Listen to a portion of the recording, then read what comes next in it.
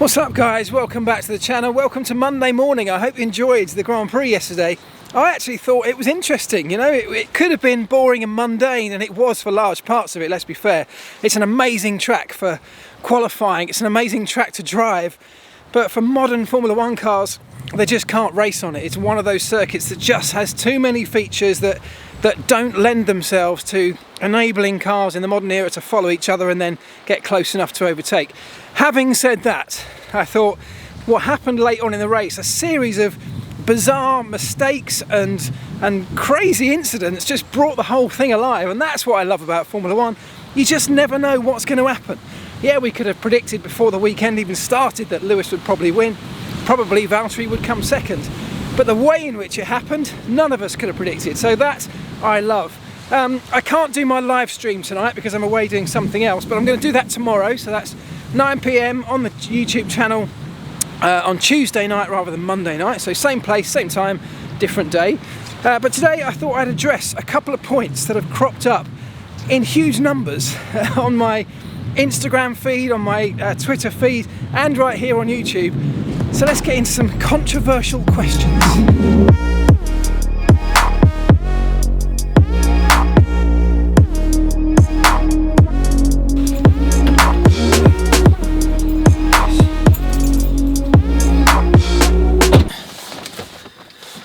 Wow, well, just like yesterday's race, things just escalated very quickly here. We had a very slight shower, rain shower, which turned into a dramatic thunderstorm, and both myself and the camera are now absolutely drenched. But there you go. Sometimes you just can't predict what's going to happen in life and in sport. And that leads me on to the next part of this video, which I really didn't think I should address this question because it seemed so ridiculous to me. But yet so many people sent it to me, or variants of it, that I don't feel like I can't. So it centres around Sebastian Vettel and Ferrari, and over the last few weeks I have, perhaps unwisely, been engaging with a growing number of people who on DMs on Instagram and on Twitter and everywhere else have all started to suggest that Ferrari are somehow out to get Sebastian, are deliberately sabotaging him in some way. The reason behind which I still can't quite work out, but that's what people seem to think. And after yesterday's pit stop drama in the Ferrari pit box, well, I got a whole load more, and I mean a lot of people, surprising number of people, believe genuinely, seemingly, that that was somehow done on purpose to hamper Sebastian's progress. I've picked one out, and this is literally just one of very many. I won't name the person, but this one came as a DM, I think, on Instagram. It says, Mark, I know you don't think Ferrari's out to get Seb, but that pit stop at Imola was a joke. It seemed deliberate to me. Your thoughts? So, here are my thoughts. Okay, now first of all, I'm not making this video to belittle anybody's opinion, because everybody's entitled to their own opinion on any subject like this. But I'm going to give you mine as it was asked for. The fact that so many people have a similar opinion to that person that I just read out there means that it's not just to be dismissed or thrown away, because a lot of people feel the same way. Having said that, I'm about to now go and dismiss it. But that's just going to be my opinion. My version of events of what happened yesterday are very different, and I can give you those with the benefit of some experience, of course. I spent nearly 10 years as part of a pit stop crew, so there are two main reasons why I feel like there is no way that the events that happened, that very unusual, uncharacteristic failure in an F1 pit stop, more than one failure in that single pit stop for Ferrari, in these usually almost perfectly orchestrated events. The two main reasons why I feel that's almost impossible to be the case that was deliberate. The first is that I actually think it would be very difficult to try and achieve that sort of failure deliberately. You've got to remember that every single practice, and these are practices that are happening every single day, have happened every single day for years, drilling that team into the perfect way to do a pit stop. When it comes down to it, the pressure is almost indescribable. You're trying to do something in 2 seconds when the whole world is watching, your race depends on it. There is, in my opinion, almost no way you could actually orchestrate a very deliberate failure on a number of places around that car in that 2-second event. I just can't see how you could train people, if that's the way you look at it, to fail in that way. It's not possible. People are drilled to the point where they don't get to think about what they're about to do. It's an instantaneous reaction, and you know what to do. You do it the same every single time. So there were a couple of mistakes. One on the front right looked like a cross-threaded wheel, and on the left rear it looked to me, I couldn't quite see, but it looked like I had trouble getting the wheel off. These things happen. I can tell you from doing thousands of pit stop practices, I almost find it amazing sometimes that there are less failures in the race, because actually when you go through the practices, and maybe it's a fact that the adrenaline's not rushing as much and there's not as much pressure on, but you actually get a lot more failures than you'd imagine. So it's very unusual, and there's no way for me that could have been done deliberately. And the other reason is that, well, why on earth would they? Why would Ferrari want to hamper their own driver and make their own team look stupid? It just makes no sense. Anyway, it's Monday, so I'll go for a run.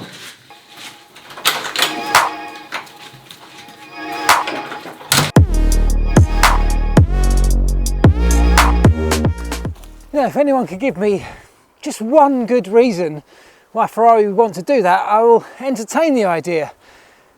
But I just don't think there is one. You know, even if you subscribe to the idea that Ferrari might want to slow down Sebastian, to peg back his results a little bit, to justify their reasoning for getting rid of him at the end of the year, even if you bought into that, which I don't, they don't need to interfere in a pit stop. Sebastian's doing that himself. Sebastian's way off the pace of his teammate on any given day. There is nothing Ferrari need to do in a pit stop or otherwise to try and justify that. Very occasionally in Formula One, there's a situation where a team may feel justified in favouring one driver over another across the season. So it happened loads of times in the Schumacher era at Ferrari, didn't they? Partly because it was in his contract. You could even argue at Mercedes right now, they've got a reason to want Lewis Hamilton to win, because he's on the brink of setting a record that may never be broken, potentially winning 8 world titles. And when he does that, if he does that, that record will forever have Lewis's name alongside it, but it will also have, or be synonymous with, Mercedes as well. That's something they will not want Valtteri getting in the way of. So you could argue they may start to look next year at justifying putting Lewis on a better strategy than Valtteri. I'm not sure that will happen, but if it did, those questions could rightly be asked. But in every one of those scenarios, the team, whichever team it is, would always want their other driver to come second, right in behind whoever their favoured driver might be. At Ferrari, that's not happening. Ferrari should be doing everything they can, and I'm sure they are, to get Sebastian not just ahead of Charles Leclerc, but just somewhere close where he might have the opportunity to score some points.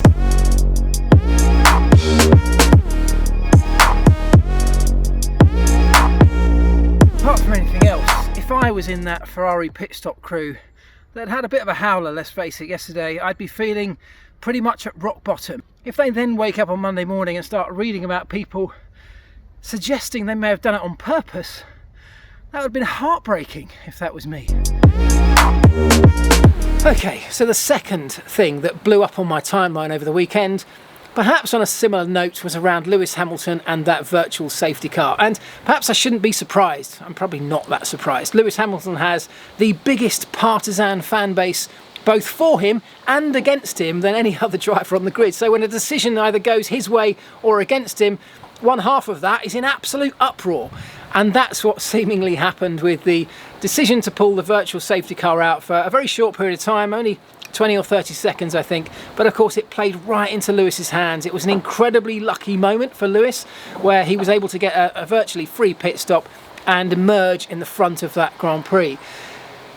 People said, if that's not enough evidence to say that the ruling body, the people at the top of that organisation, Formula One or the FIA, if that's not enough evidence to say they want Lewis Hamilton to win, I don't know what is.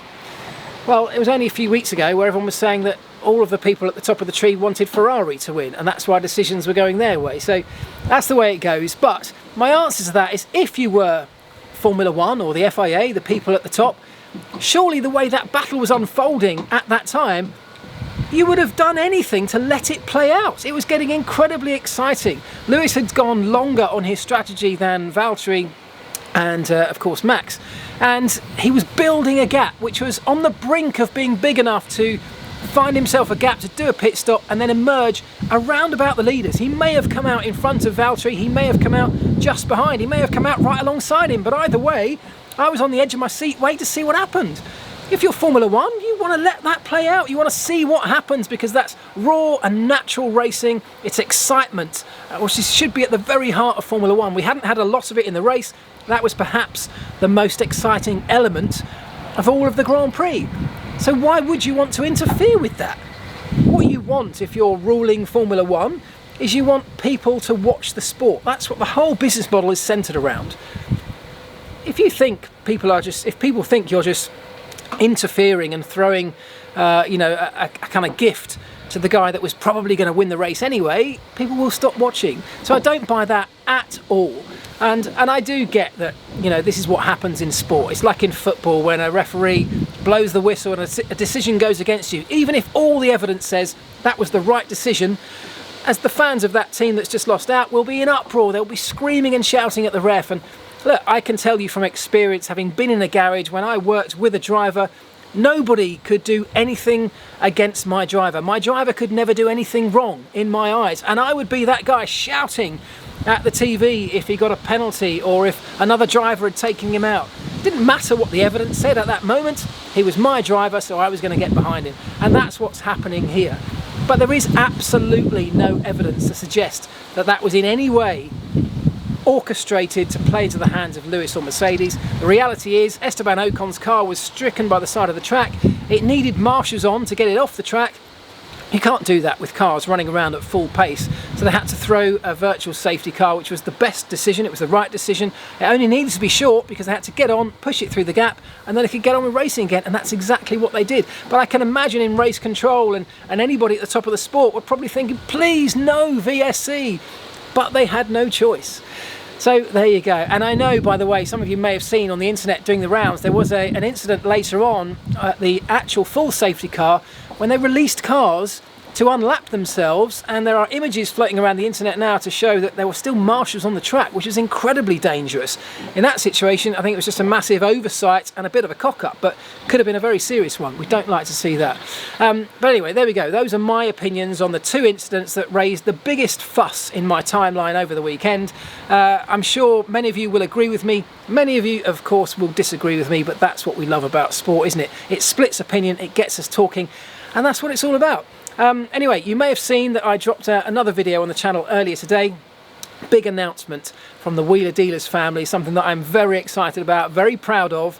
Go and check the video out. I'll link it at the end. We'll talk about it further down in the week. But for now, I just wanted to drop that with you. I'll be back tomorrow night. That's Tuesday night, 9 PM, right here on YouTube with the live show. So drop me your questions using hashtag AskElvis. We'll get as many of those into the show as we can. And have a great day. I'll see you then. Ta-da.